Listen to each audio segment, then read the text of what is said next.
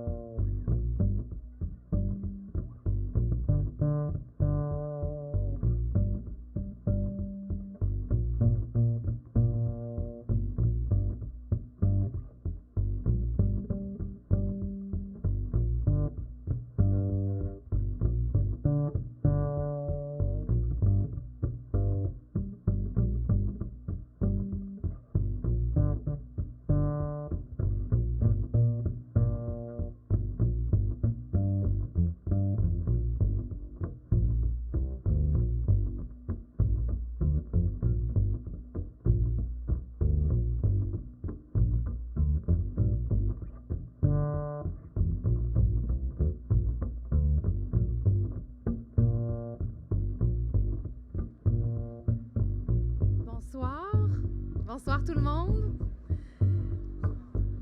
On est déjà dans l'ambiance du cabaret, je ne sais pas si vous le sentez.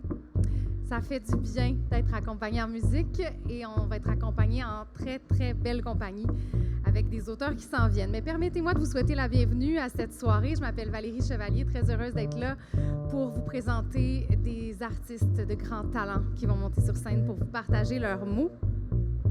C'est une soirée hors du commun, un rendez-vous autour du thème de l'amour. J'espère que tout le monde ici a un cœur, ce serait bon signe, que vous ne l'avez pas oublié à la maison, mais préparez-vous parce que ce soir, il sera bichonné, fracturé, emporté, piétiné et restitué. Oui, tout ça. Et surtout, il risque de battre fort. Je sais que vous êtes ici par amour. Vous êtes ici par amour des livres, de vos auteurs favoris, par amour pour les mots, mais peut-être aussi pour l'amour, tout court. Ce sentiment si fulgurant, ce mystère indomptable, ce vertige familier, mais surtout ce moteur de tant d'œuvres littéraires. Ce soir, on met en lumière un sentiment à la fois universel et profondément singulier. Singulier parce qu'aucune histoire d'amour n'est pareille, même si parfois, quand on regarde ce qu'on a vécu, on peut dégager certains patterns à travers ses propres histoires, mais aussi à travers les histoires qu'on lit, parce que malgré leur unicité, elles sont plus souvent proches que loin les unes des autres. Si le sentiment qu'on éprouve lorsqu'on tombe amoureux est si unique, il est aussi et profondément rassembleur. Parce que l'amour est un sentiment fort, qu'on cherche ou qu'on a trouvé, qu'on a toujours ou peut-être qu'on a perdu. Qu'elles soient douloureuses ou empreintes de beauté, les marques que les blessures amoureuses laissent sont souvent indélébiles et surtout inoubliable. Et je parle pas ici d'amourette, là. Je parle de l'amour avec un grand A. Ce sentiment qui surgit sans prévenir, celui qu'on attend parfois toute une vie, celui qu'on croit peut-être perdu et qui renaît souvent autrement.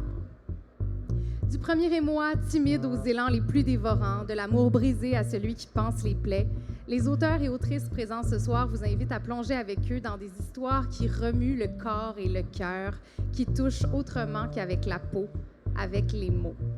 À travers des extraits de leurs œuvres, laissez-vous emporter sur les chemins sinueux du cœur, parce que oui, il est souvent imparfait, parfois même très douloureux. Ce soir, l'amour va être célébré dans toutes ses contradictions et dans tous ses contrastes. Alors installez-vous, ouvrez votre cœur et laissez-vous traverser par les voix de celles et ceux qui, avec un savant mélange d'intelligence et de sensibilité, mettent l'amour à l'avant-plan. Alors, dans les extraits qu'ils liront ce soir, les 2 premiers auteurs qui débuteront explorent l'amour de façon bien différente. À la fois poète et romancier, Karl Coppens s'amuse à jongler avec les codes et les images. Avec un humour subtil et une plume affûtée, il dépeint l'amour sans tomber dans le piège du cliché. Chez lui, l'amour est parfois absurde, souvent déroutant, mais toujours présenté sous un angle particulier. Dans l'extrait qu'il va nous livrer ce soir de Catalogue de ce qui est perdu, publié cette année aux éditions Le Cartanier, il nous rappelle que le sentiment amoureux est aussi une gymnastique de l'esprit et que le choix des mots, mais surtout des noms, n'a rien d'anodin. Mais d'abord, c'est Marie-Christine Chartier qui va briser la glace, elle qui est habituée de le faire en première partie de Mariana Mazza dans son spectacle sur scène. Mais malgré sa verve et son humour, sachez que Marie-Christine écrit avec beaucoup de sensibilité et de franchise, un peu comme on se confie à un meilleur ami. Détentrice d'une maîtrise en psychopédagogie à l'Université Laval, Marie-Christine explore les relations interpersonnelles avec beaucoup d'humanité, ce qui a fait le succès de ses romans publiés aux éditions Urtubise. Dans ses histoires, l'amour prend différents visages, celui qu'on attend, celui qu'on perd et surtout celui qu'on s'accorde. Ce soir, elle nous ouvre la porte d'une histoire encore plus intime que les autres, avec des extraits de son dernier roman, son premier en autofiction, Oasis. Accueillez Marie-Christine Chartier qui sera suivie de Karl Coppens.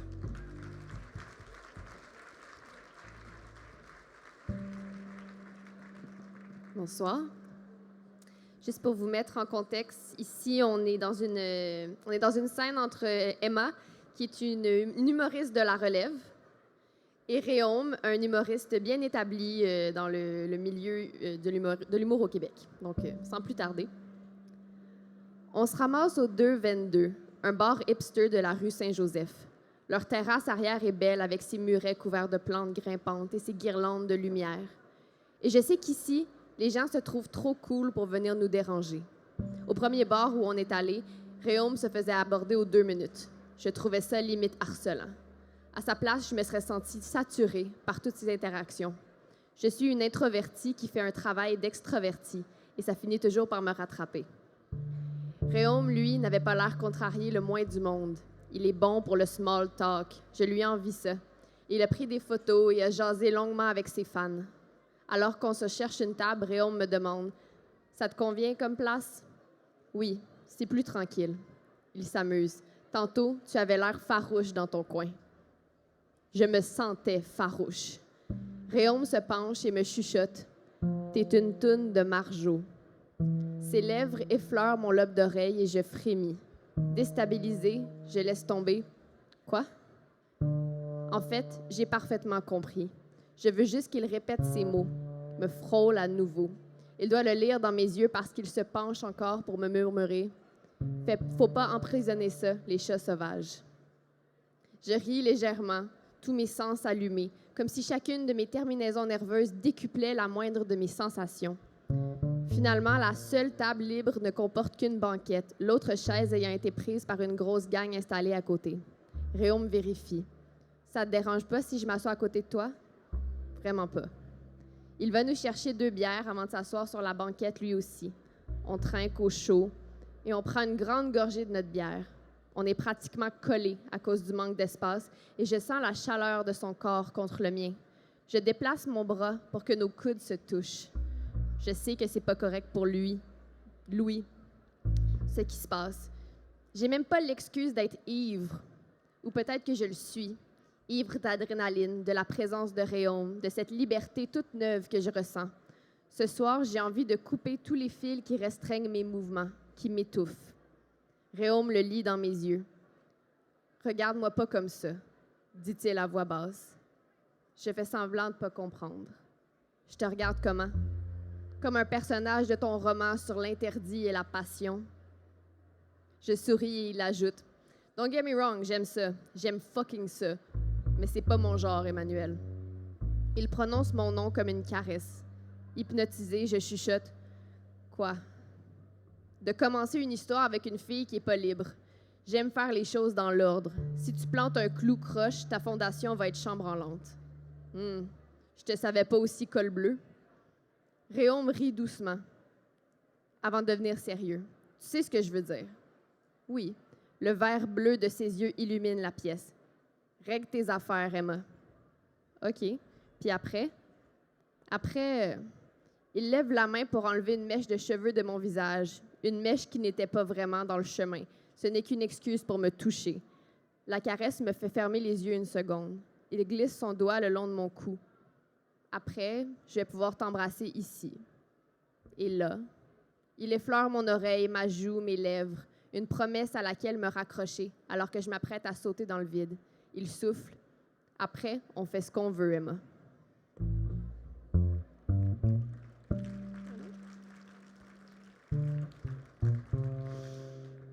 Et là, on se ramasse quelques semaines plus tard, suivant ce moment. On se donne rendez-vous au Café Paquebot, sur Mont-Royal. J'aime l'endroit. C'est cosy et en plus, ils vendent du café limo. C'est ma nouvelle obsession depuis que j'ai participé au podcast d'un ami humoriste commandité par cette boisson addictive. J'arrive en premier et m'installe à une table dans un coin discret. 10 minutes plus tard, Réon m'entre dans le café. Quelques personnes le fixent un instant avant de retourner à leurs occupations. Il me fait la bise, un geste amical, sauf pour sa main qui effleure le creux de mon dos. C'est fou comme ce simple contact me trouble. Il y a quelque chose de primitif dans ce désir qui m'anime et que je n'arrive pas à détester. Je ne parviens pas à me sentir coupable parce que tout ce que je pense, c'est « wow, je suis encore capable de désirer quelqu'un. Wow, ce sentiment n'est pas mort en moi comme je le croyais. Wow, ma vie sexuelle n'est pas terminée. » Alors oui, j'ai envie d'être une adulterous bitch. Après tout, pourquoi n'aurais-je pas le droit de vouloir me reconnecter à cette partie essentielle de mon expérience humaine, de me sentir épanouie dans ma sexualité? Est-ce vraiment si terrible que ça? Oui, ben oui, je le sais. Et tandis que je me perds dans les yeux de Réaume, je me doute que la culpabilité me rattrapera tôt ou tard. « Comment tu vas? Comment ça s'est passé avec ton chum hier? » s'informe Réaume. Il a fait comme si de rien n'était, comme si j'avais pas avoué sur scène que j'avais un kick, comme si c'était pas weird. Juste pour clarifier les choses, le kick, c'est moi, hein? Je lui envoie un petit coup de pied en dessous de la table et il rit, puis il redevient sérieux. Emma, quoi? Je me sens dans une drôle de position. Il triture sa tasse. Je me rends compte avec étonnement qu'il est nerveux. C'est la première fois que je vois Réaume ne pas être complètement en contrôle de ses émotions. Ça le rend plus réel. Un humain, pas une représentation de ce gars parfait que je désire sans pouvoir encore l'avoir. J'attends le moment où je vais le trouver moins beau, moins attirant, parce que ça a été mon pattern dans le passé. Idéaliser les hommes et être déçu quand je découvre leurs défauts. Cependant, cette fois-ci, sa vulnérabilité ne me fait pas déchanter. Au contraire, on dirait que c'était ce dont j'avais besoin. C'est difficile de sacrer sa vie au vidange pour un mirage. Merci.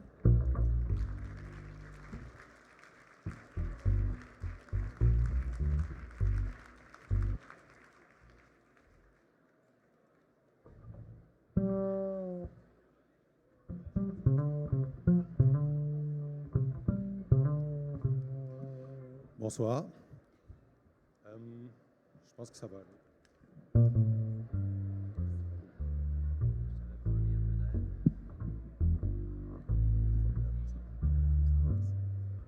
Bonsoir. Alors, je vais vous lire quelques extraits du catalogue de Ce qui est perdu, qui a été publié aux éditions du Cartanier.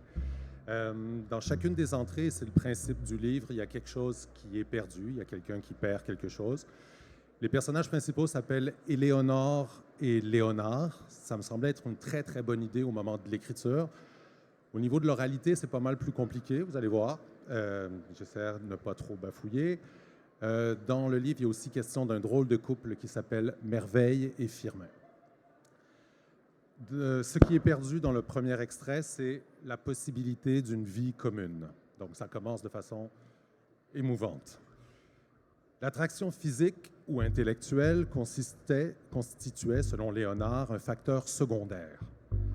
La solidité des couples de son entourage tenait avant tout aux sonorités de leurs prénoms. Nathalie et Nathan, Laurie et Aurélie, Marielle et Marc, Anne et Marouane, Béatrice et Tristan, Marie-France et Marie-Francis, que tout le monde appelait les Marie-Francis. Donc Marie-France et Francis, que tout le monde appelait les Marie-Francis. Bastien et Sébastien, ce dernier ne manquant jamais de rétorquer à chaque personne qui s'amusait de la similitude qu'il avait toujours rêvé d'un diminutif. Après avoir bataillé des années pour préserver leur union, Adélaïde et Jean-Étienne, puis Pénélope et Steve, s'étaient séparés. Merveille et Firmin, quant à eux, allaient forcément un jour ou l'autre se résoudre à engager des procédures en ce sens. Dans le deuxième extrait que je vais vous lire, ce qui est perdu, c'est l'occasion de se taire. Encouragé par le vin et le soleil qui illuminaient la terrasse où il mangeait avec quelques amis, Léonard avait énoncé sa théorie sur la sonorité des prénoms des couples de son entourage comme prédicteur fiable du succès à long terme de leur union. Éléonore avait levé les yeux au ciel comme chaque fois qu'elle le soupçonnait de faire le malin. Les autres ne l'avaient pas pris au sérieux. Les célibataires avaient consulté le répertoire de leur téléphone pour se moquer, lisant à voix haute son contenu afin d'identifier les partenaires les plus compatibles. Si les phonèmes sont plus forts que les phéromones, il fallait vraiment le dire plus tôt. S'était exclamée Marie-Douce. « Tiens », l'avait apostrophé Merveille, une variation sur cette vieille idée voulant que ce que les gens recherchent dans un couple, c'est avant tout un peu d'eux-mêmes. Léonard s'était senti pris en défaut et avait tenté de faire marche arrière. Je ne dis pas que c'est toujours vrai, je dis simplement que les couples autour de moi, dont les prénoms se marient harmonieusement, me semblent plus heureux. Merveille avait regardé Firmin. « Bon, ben, va falloir que tu rappelles ta Fanny et toi, ton beau Michel », avait répondu Firmin du tac au tac. Parce que c'était plus simple, toute la tablée avait éclaté de rire. Les difficultés de Merveille et Firmin étaient bien connues et la tension, qui ne semblait jamais disparaître entre eux, avait gâché l'ambiance de plusieurs repas. Se rangeant exceptionnellement aux arguments de Merveille, Firmin avait ajouté « Je pense, Léonard, que ta petite idée est discriminatoire pour les enfants que leurs parents ont affublés d'un prénom étrange. » « Burk !» avait réagi Marie-Douce, secondée par Merveille. Firmin avait continué. « Elle fait quoi, Gertrude, avec ta théorie, hein? Tu veux savoir, elle finit bonne sœur. » Tous les visages s'étaient tournés vers Léonard. Et Léonard le regardait, l'air de dire « Vas-y, sors-toi de là. » Il chercha rapidement quoi répondre. « Facile ?» dit-il en laissant planer un silence pour se donner le temps de continuer à réfléchir. « Gertrude, ou plutôt Gertrude, prononcée à l'allemande, elle finit avec Gerhardt. » Il venait de commettre une erreur que Merveille releva immédiatement. Tu ne serais pas en train de nous expliquer que pour être heureux, on a intérêt à choisir un partenaire hétéro qui a les mêmes origines que nous? Tu ne serais pas en train de nous faire quelque chose de pas très joli? Jamais il n'aurait pensé qu'on puisse associer une observation anodine sur le prénom des couples de son entourage à la promotion d'un entre-soi homophobe et ethnocentrique. Léonard évita de boire davantage et se tint silencieux le reste du repas. Dans le dernier extrait que je vais vous lire, il y a quelqu'un qui perd pied. Éléonore ne lui avait pas adressé la parole de tout le trajet du retour. Honteux de la tournure des événements, à peine revenu chez lui, Léonard entreprit de rassembler les arguments qui lui permettraient de s'expliquer. Très vite, de lien en lien, il découvrit l'existence du Name Letter Effect, un principe confirmant ses intuitions.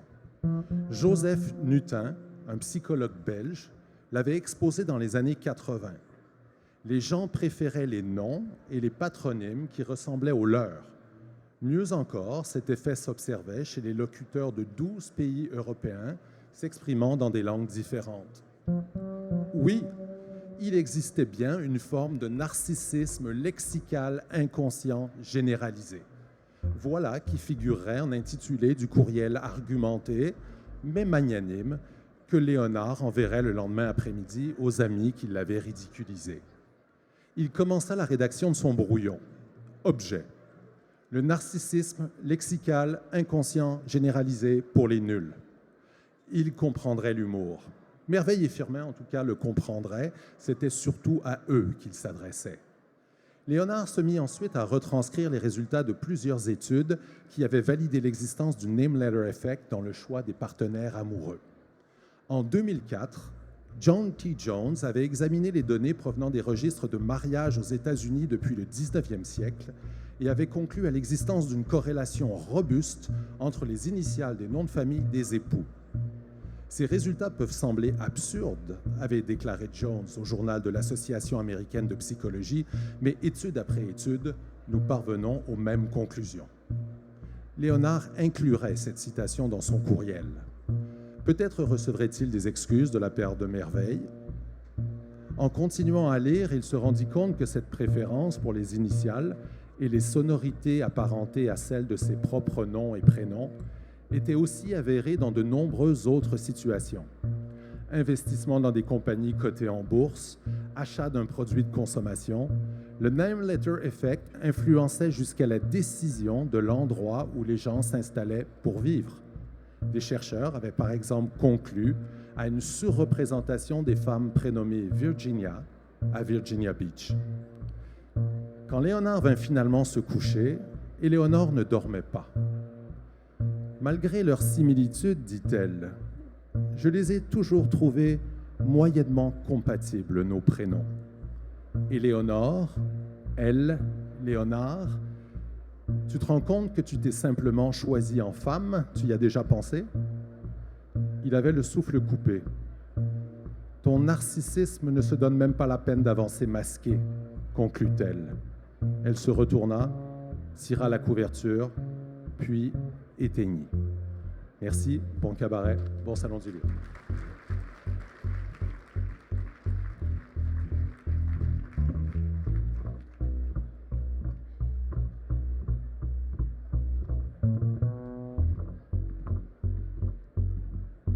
Vous l'aurez remarqué, on est accompagné en musique et les mots de vos auteurs sont tellement bien portés par cette musique. Je tiens à saluer à la contrebasse ce soir la présence discrète mais fondamentale d'Yves Labonté. Je pense qu'on peut l'applaudir. Certains le reconnaissent peut-être, ce bassiste talentueux est le complice de Céline Dion depuis 2015. Il a parcouru le monde aux côtés des plus grands artistes, toujours avec cette sensibilité musicale rare. Et ce soir, on a la chance d'avoir sa musique pour soutenir le texte des écrivains. Elle souligne et relie les mots pour mieux les faire résonner. Merci d'être là, Yves. Parlant de musique, nous passerons bientôt de mots pleins d'amour portés par des livres à des mots pleins d'amour portés par la musique. Les sentiments dépeints dans les œuvres littéraires marquent souvent autrement lorsqu'ils sont portés par la musique et les paroles d'une chanson. Du moins, ils vont nous toucher autrement. Reconnu pour sa voix authentique, ses textes personnels et sa présence scénique, nous avons la chance d'avoir avec nous ce soir la grande Sophie, autrice, compositrice, interprète française, star de l'alternatif parisien. Elle nous rend visite ce soir pour nous offrir 2 chansons, Hanoï et Ne m'oublie pas. Mais juste avant, un texte très actuel. Quand vient le temps d'analyser le corps et ses désirs, la prochaine autrice ne détourne pas le regard. Elle les dépouille plutôt avec une franchise désarmante. Enseignante de formation, Linda Dion s'intéresse aux zones grises de l'intimité. Ses romans mettent en scène des femmes qu'elle n'hésite pas à dépeindre à travers des contrastes, à travers leur chair, leur vieillissement. Elle met en lumière ce qu'on choisit de dire et tout ce qu'on choisit de taire. Ce soir, elle nous offre un extrait de son livre « Ressac », publié aux éditions Ventricule Gauche. Accueillez Linda Dion, qui sera suivie de La Grande Sophie en musique.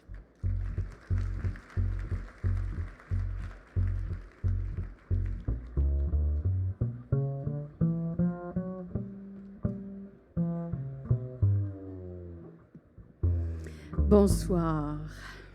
Alors, un extrait tiré de Ressac. Chaque fois que je me rends à Paris, immanquablement, je pense à lui, Badaud, l'étudiant au doctorat, l'homme auprès de qui j'ai appris à regarder le monde différemment.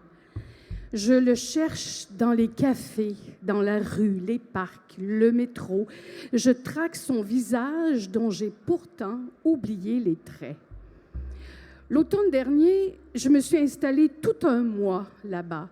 Je me doutais bien que les probabilités de le croiser par hasard étaient nulles. Ça ne m'a pas empêché d'être constamment aux aguets. J'ai commencé par écumer les quartiers de Paris où on trouve une plus forte concentration d'Africains. Puis, je me suis rappelé qu'il n'avait plus, comme moi, le statut d'étudiant et qu'il avait dû, en toute logique, exercer une profession depuis, qu'il avait peut-être même déserté Paris pour la banlieue, le continent africain ou même un autre pays en Europe, comme l'Allemagne qu'il affectionnait. Je suis quand même retournée à l'endroit du grand basculement, la maison des étudiants burkinabés, au 12 rue Fessard, dans le 19e arrondissement. Je m'étonne d'avoir si clair à l'esprit l'adresse exacte de la résidence, sans doute parce que je m'empresse, durant cette période, de tout noter dans mon journal. Le huis clos avec Badeau, au 12 rue Fessard, et figure avec une abondance de détails. Déjà, je pressens l'impact du lien que je crée avec lui. La fulgurance de notre rapport laissera des traces permanentes et pas que dans mon journal. 40 ans plus tard, la veille de mon retour à Montréal, j'effectue le pèlerinage. J'ai besoin de m'assurer que le lieu de notre rencontre n'a pas été fantasmé. Je dois confronter les images que je garde en mémoire à la réalité du bâtiment aujourd'hui. Je fais tout de même une recherche sur Internet avant de m'y rendre. Je tape « Maison des étudiants burkinabés à Paris ». Plusieurs articles font référence à la fermeture de la résidence de la rue Fessard, qui a donc bel et bien existé. Je ne l'ai pas inventé. L'immeuble de 6 étages a été acheté par le Burkina Faso dans les années 70. Il a un peu plus de 10 ans quand je fais la connaissance de Badeau. L'état de la maison n'a pas encore commencé à se détériorer si j'en crois ce que j'apprends à propos des raisons qui conduiront à sa fermeture définitive en 2018, après la visite et les fausses promesses d'un ministre qui constate la dégradation des lieux. Dégradation qui correspond ironiquement à une cassure dans les relations entre la France et le pays de Thomas Sankara, dont la révolution détournée au lendemain de son assassinat devait quand même changer le visage du pays.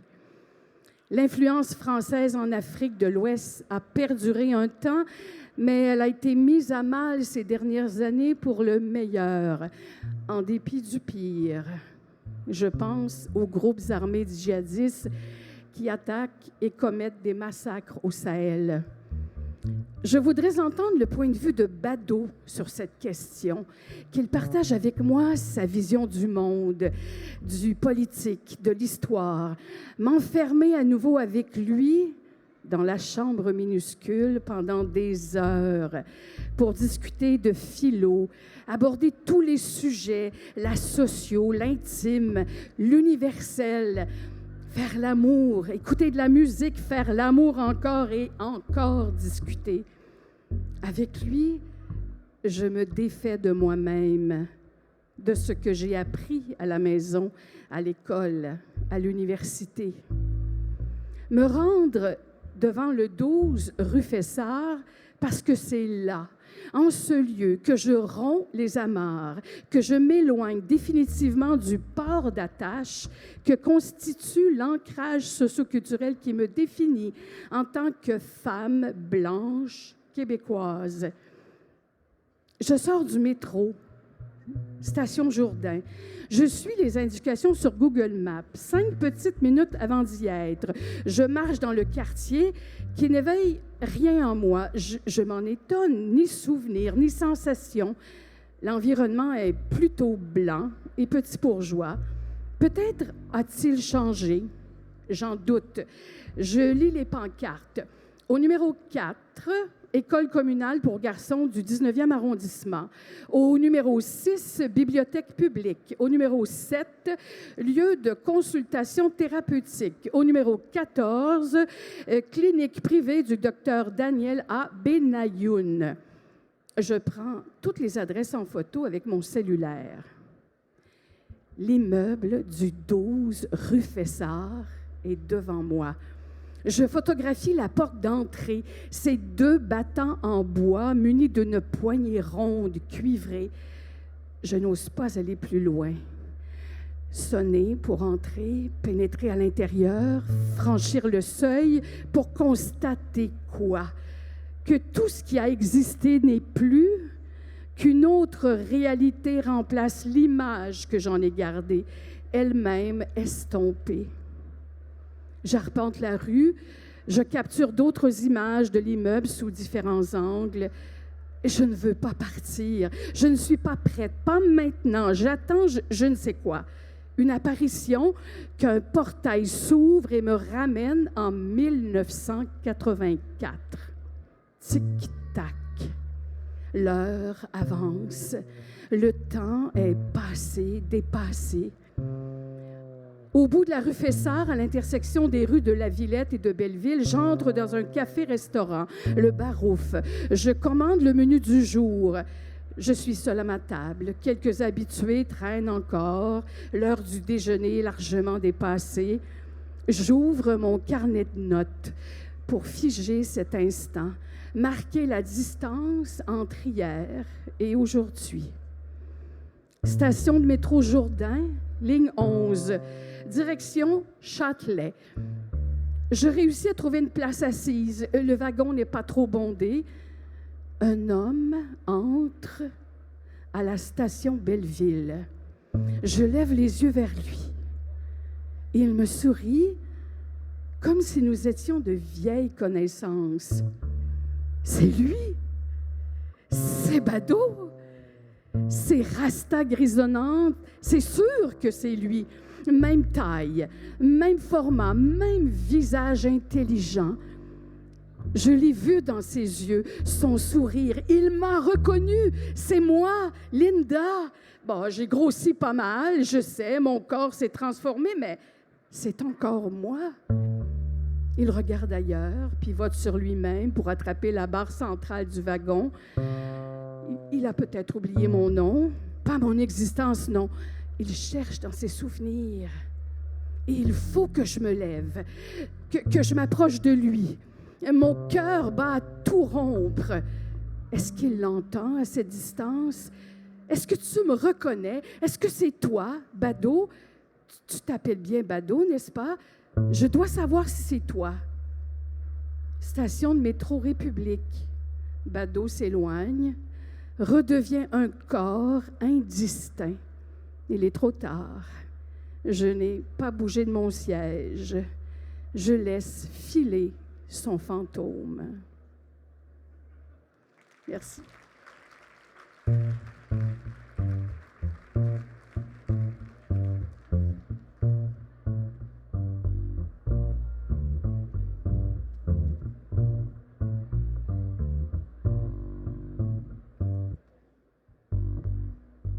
Bonsoir.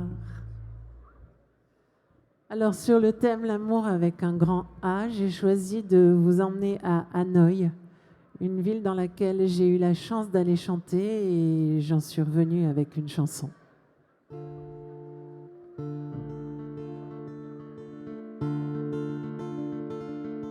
Dans le rétro, je regarde si je t'aperçois. Hanoï, Hanoï, je me souviens. Ton visage, ton parfum, tes ruelles aussi.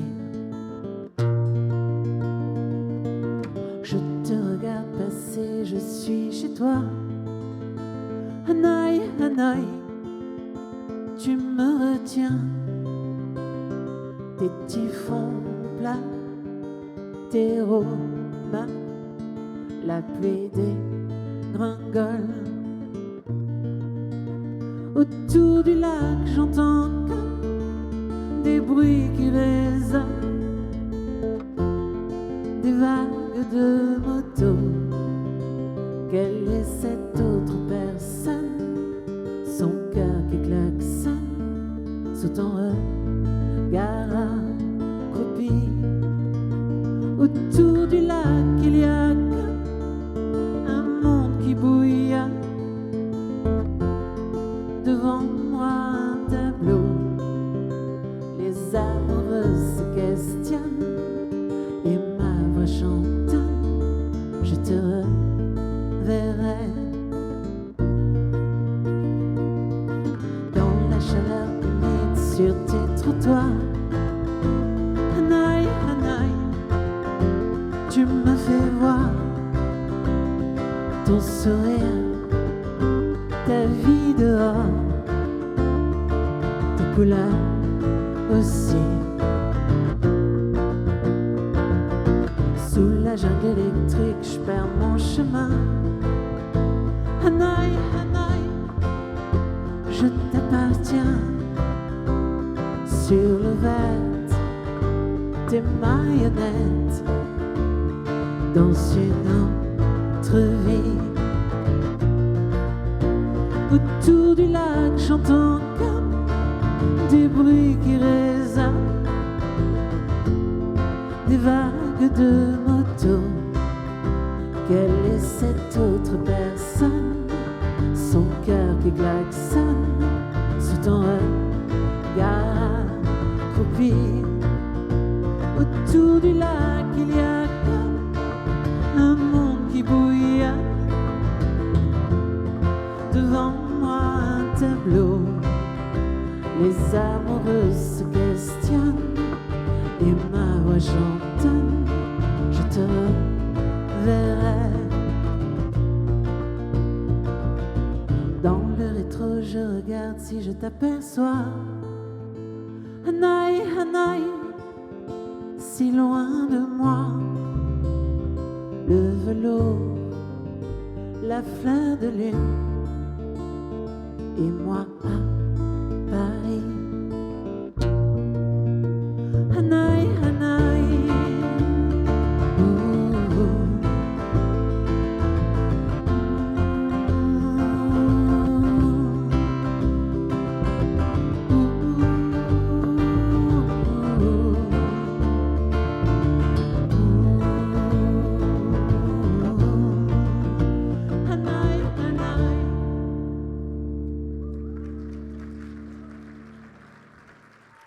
Merci. J'aurais pu vous parler de l'amour avec un grand A pour ce capodastre. Alors, pour ceux qui ne connaissent pas le capodastre, c'est un élément, un instrument pour feignant qui permet de ne pas trop se faire mal aux doigts quand on joue les accords. Et c'est vrai que je l'adore, mais je n'ai pas choisi de parler de lui sur cette chanson.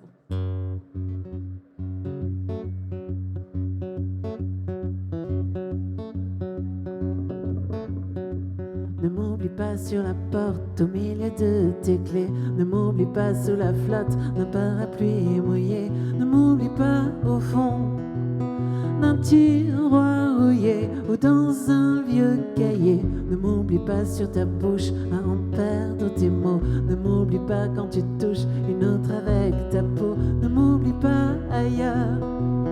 Les idées traînent dans la semaine. Moi, je n'insiste pas, je te connais par cœur. Et j'entends le chant des sirènes. Moi, je dis ça comme ça. Fais pas comme le facteur. Ne m'oublie pas, ne m'oublie pas. Ne m'oublie pas sur la ligne 12 du métro. Ne m'oublie pas sur la pelouse en l'honneur d'un râteau. Ne m'oublie pas enfin dans la lumière face au destin.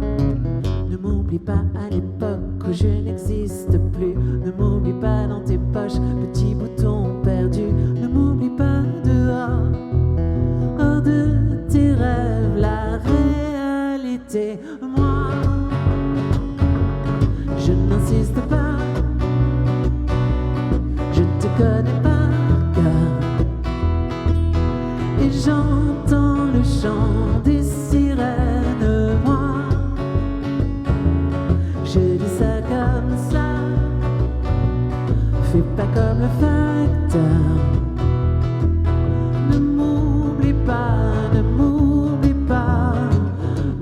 pas sous la plume légère de l'oreiller. Ne m'oublie pas sous l'écume dans le bain de café. Ne m'oublie pas, pas toi, si ça s'y prête pas dans l'immédiat. Ne m'oublie pas n'importe où je vais y passer. Ne m'oublie pas au mois d'août, je vais me liquéfier. Ne m'oublie pas au hasard dans ta mémoire. Où m'as-tu caché, moi? Je n'insiste pas, je te connais par cœur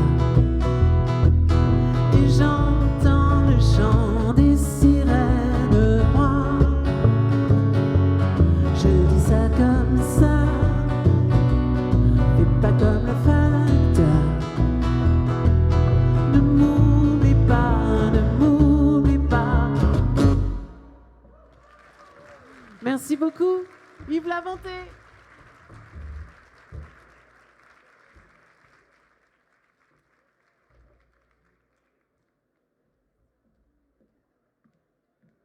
Merci à la grande Sophie. Très beau, très touchant. Oui, on peut l'applaudir, c'est beau.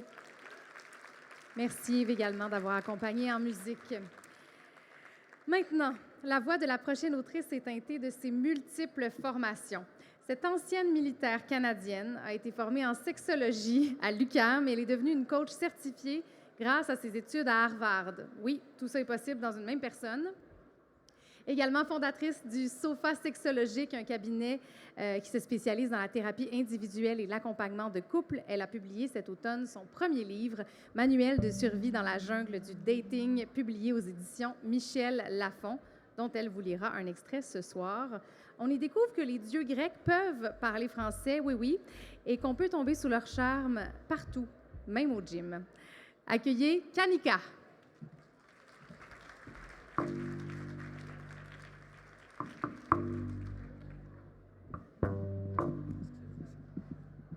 Bon auteur.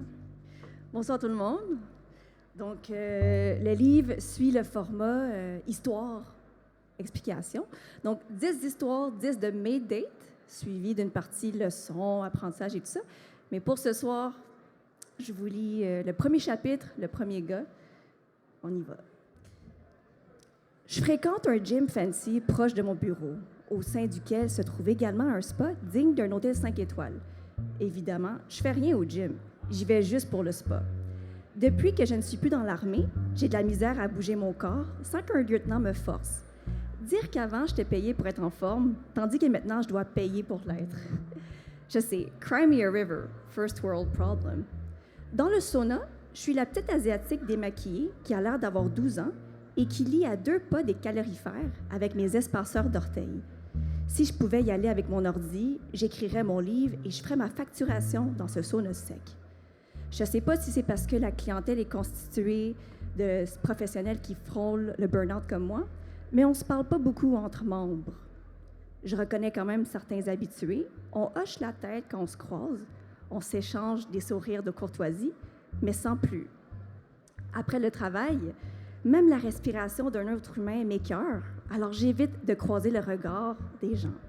Je comprends les restaurants japonais où on mange derrière les cloisons. Ce jour-là, en levant les yeux pour vérifier les minutes restantes au sablier, j'aperçois un homme se diriger vers les jacuzzis. Tabarnak!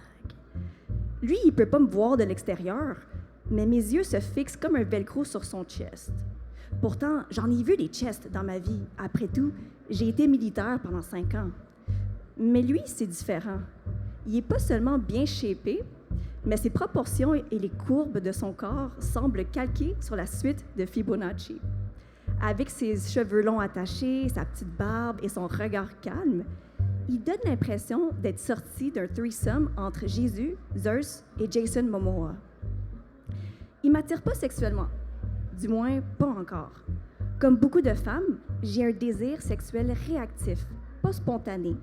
Mon désir sexuel se déclenche en réaction à quelque chose, à la suite d'une stimulation émotionnelle ou contextuelle, pas de manière soudaine, sans raison apparente, en contemplant ma vie quand je suis pognée sur le trafic de l'autoroute métropolitaine. Dit autrement, mon envie de sexe ne débarque pas juste parce que je vois un gars chaud, à moitié nu, avec 16 abdos au gym. Mon cerveau, qui est le plus gros organe sexuel, a besoin d'un contexte, d'un échange, d'un peu de narration pour se réveiller. Il me plaît? Oui. Il m'intrigue? Assurément. Mais sans un contexte, une proximité, un frisson d'émotion ou d'intelligence partagée, mon cerveau ne donne pas encore le signal. Traduction, je mouille pas dans mes culottes. Mes 15 minutes dans le sauna sont terminées. Je sors donc pour aller m'immerger dans le bac d'eau froide. Au moment où j'ouvre la porte, qui rentre? Jésus porno lui-même. Mes yeux se fixent illico sur son chest, comme par réflexe. Je suis juste une primate. Je redresse immédiatement mon regard vers son visage, mais dans le fond, j'aimerais coller ma rétine sur chaque centimètre de sa peau pour l'analyser. Sans que mes neurones aient le temps de faire les bonnes connexions dans mon cerveau, je m'entends lui dire à voix haute « Salut! » Français? English? Il parle français. « Yo, ça va se sembler bizarre, mais je voulais te féliciter pour ton corps. Ça se voit que tu travailles. Tu portes la discipline sur toi. » Mon visage, à 30 cm du sien, est toujours dans l'embrasure de la porte. J'enchaîne avec un thumbs up gêné. « Merci, » me dit-il en souriant. Sa voix est étonnamment douce pour un gars de sa carrure. Je tombe direct en amour. Puis, je me dirige vers le bain d'eau froide avec dans la main le trophée de la fille la plus cringe de Montréal.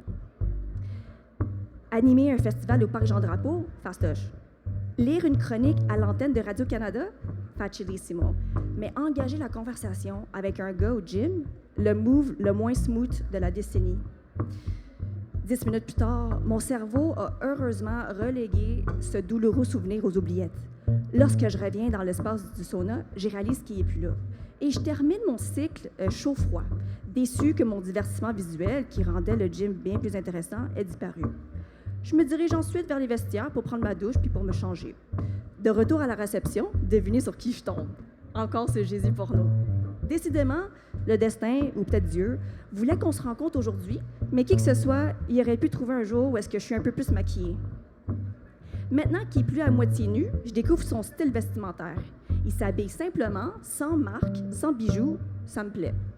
Cette fois-ci, Jésus porno me parle. Son énergie ne fit pas qu'est-ce qu'il dégage. J'irai pas jusqu'à dire que mon radar est infaillible, mais au fil de mes années de pratique, j'ai développé un petit algorithme interne qui me permet de capter la vibe des gens.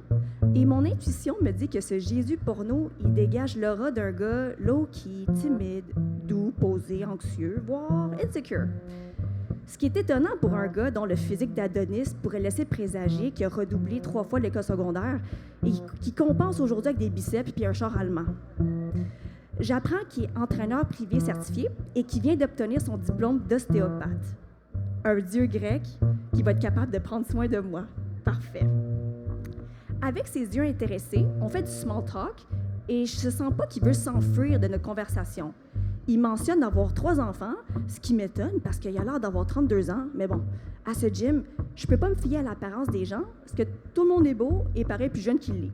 Je suis déstabilisée parce qu'il ne porte pas d'alliance, puis je l'ai vu plusieurs fois au gym, toujours en soirée, en pleine semaine, routine qui ne crie pas « je suis un père impliqué dans la garde de mes jeunes enfants à maison ». Mais au contraire, je me dis qu'il y a la garde partagée puis qui est séparée. Après quelques échanges awkward mais sincères, il m'ouvre métaphoriquement la porte en disant que si j'ai besoin de conseils pour l'entraînement, je peux le contacter sans hésiter. Je saute sur l'occasion et s'ajoute sur Instagram. Je ne suis pas habituellement attirée par les hommes ayant des enfants, mais là, je bave devant lui comme un chien devant une gâterie, donc je reste, incapable de résister à cette ambiguïté qui sent à la fois le flirt et la complication juridique, avec une baby mama dans les parages qui doit être aussi chaudasse que lui et potentiellement peut-être aussi une drama queen.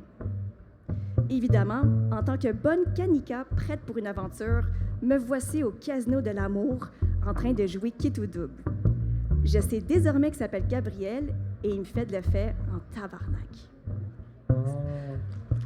Pour les leçons, retrouvez-les dans mon livre.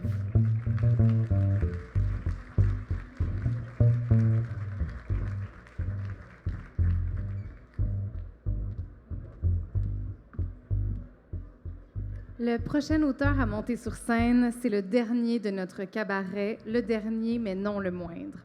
Connu mondialement, il se passe de présentation, mais j'en ferai une quand même. Dany Laferrière est commandeur de la Légion d'honneur de l'Ordre des arts et des lettres et de l'Ordre de la Pléiade, officier de l'Ordre national du Québec et du Canada, compagnon de l'Ordre des arts et des lettres du Québec, et j'en passe. Né à Port-au-Prince, Montréal a eu le privilège d'être sa terre d'accueil avant de le voir s'envoler pour Paris, où il vit maintenant, où il partage son temps entre la lecture, la peinture, le dessin et l'Académie française, où il siège. Heureusement pour nous, il revient chaque année pour nous visiter et nous partager son amour des mots et des livres. Son premier roman, Comment faire l'amour avec un nègre sans se fatiguer, vient d'être réédité chez VLB Éditions pour souligner son 40e anniversaire. Et puisqu'on n'oublie jamais nos premières amours, c'est de ce livre dont il lira un extrait, je pense. Est-ce qu'il y en a un ou deux extraits? On ne sait plus. Je vous laisse le découvrir. Accueillez Dany Laferrière.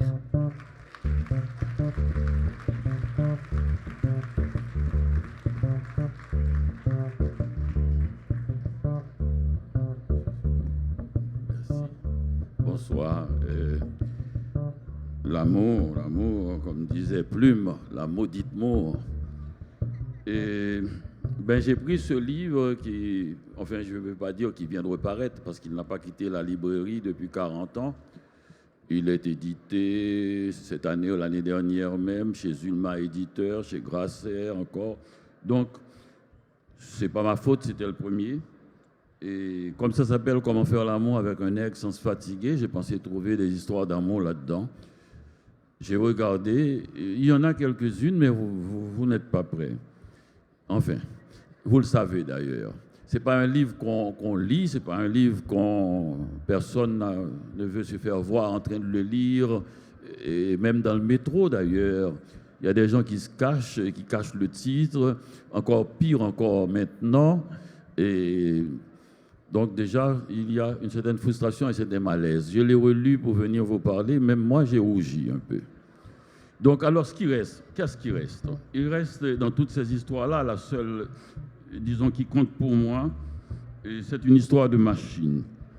La seule histoire qui a duré plus longtemps que 40 ans, c'est la relation entre moi et ma machine à écrire.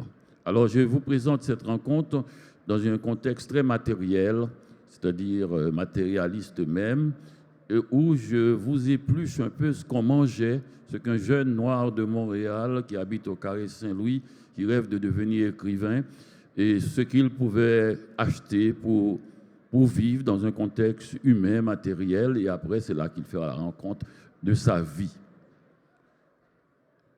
Bouba est revenu du marché, nous n'avions plus de réserve à part quelques pommes de terre déshydratées et des oignons pourris. Bouba a profité du spécial Pelats pour acheter une épaule de porc à 1,09 $, et des vrais prix, hein? Des échalotes fraîches à 2,39 $, 6 boîtes de Campbell Soup à 29 cents chacune, du détergent, ça manquait terriblement, à 1,87 $, une boîte de margarine Crémex, une saloperie, à 59 cents, et à prix régulier, 1 kilo de sel iodé, un sac de 25 livres de riz Uncle Ben et 3 boîtes de spaghettis. Bouba fait un riz poulet avec une sauce à l'arachide. L'odeur me stimule. Je m'installe devant la machine à écrire avec l'espoir de tirer quelque chose d'une Remington 22 qui a vu Joan Baez en chair et en os. Je l'ai acheté chez un brocanteur de la rue Ontario qui vend des machines à écrire avec pedigree, de vieilles machines. Il les vend à de jeunes écrivains, car qui d'autre qu'un jeune écrivain serait assez gogo pour croire un truc si vulgairement commercial? Et qui d'autre se croirait écrivain parce qu'il possède une machine ayant appartenu à Chester Himes, James Baldwin ou Henry Miller? Alors lui, il vend des machines selon le style de bouquin que vous voulez écrire. Si c'est un bouquin paranoïaque, on vous vend la machine schizophrène qui a appartenu à Tennessee Williams. Si vous voulez plutôt une machine suicidaire, il y a celle de Mishima. Pour ceux qui s'intéressent aux sagas familiales, c'est l'Olivetti de George Carol Oates qui fera l'affaire. Comment réussir un livre qui se vendra bien? Alors, il ne faut pas hésiter à acheter le solide tas de ferraille en or de Puzzo. De même, si vous vous intéressez au démêlé d'une jeune sudiste avec ses voisins un juif génial et désaxé et une jeune polonaise perturbée de grâce emportaient la corona de Bill Styron. Comment ne pas hésiter devant un si vaste choix?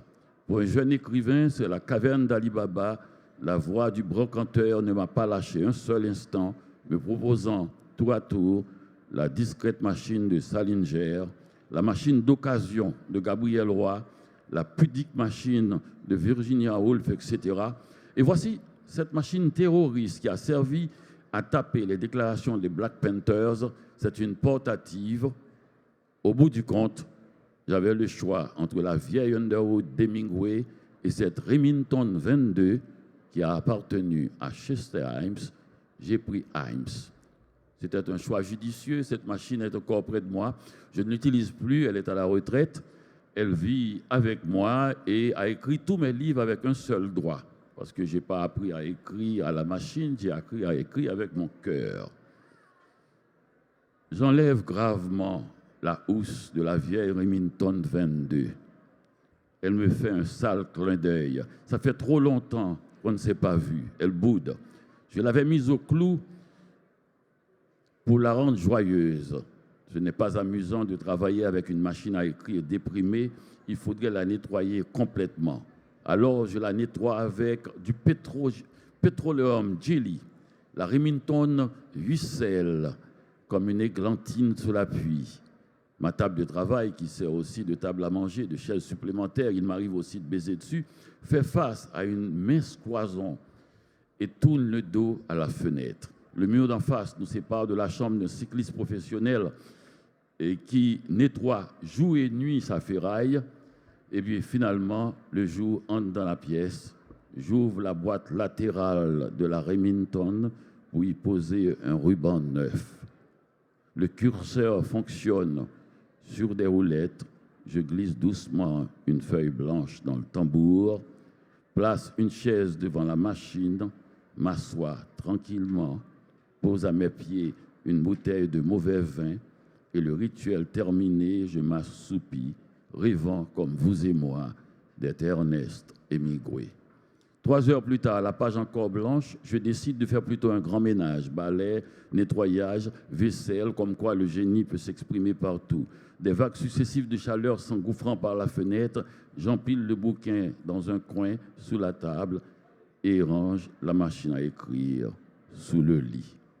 Cette chambre est vraiment crasseuse, je n'arrête pas de dire ça, mais c'est vrai, je passe le balai partout, là où c'est possible, et descends ensuite la poubelle.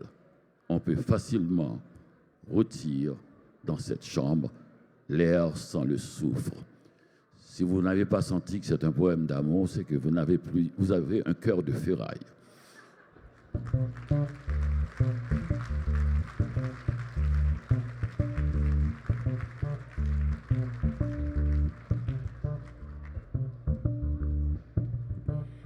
Il n'y a pas d'âge pour aimer ça, se faire raconter des histoires. Êtes-vous d'accord? C'est déjà tout pour ce cabaret sur l'amour, l'amour avec un grand A. J'espère que ça vous a plu, que vous avez aimé vous faire raconter des histoires. Merci d'avoir été là et d'avoir tendu l'oreille. Et je remercie évidemment les auteurs qui ont été présents et si généreux.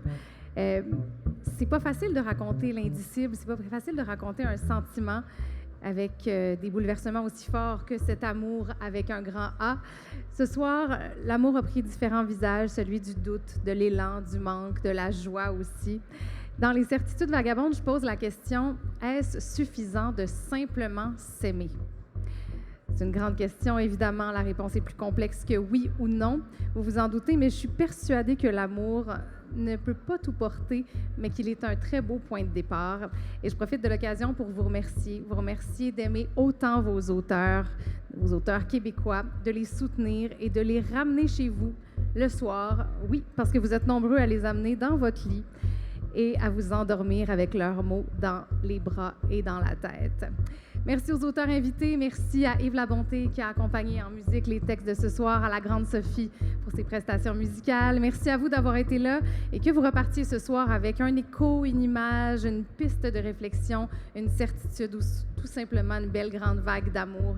Je crois qu'on peut dire à nos auteurs, mission accomplie, accomplie avec un grand A, évidemment. Bonne soirée tout le monde.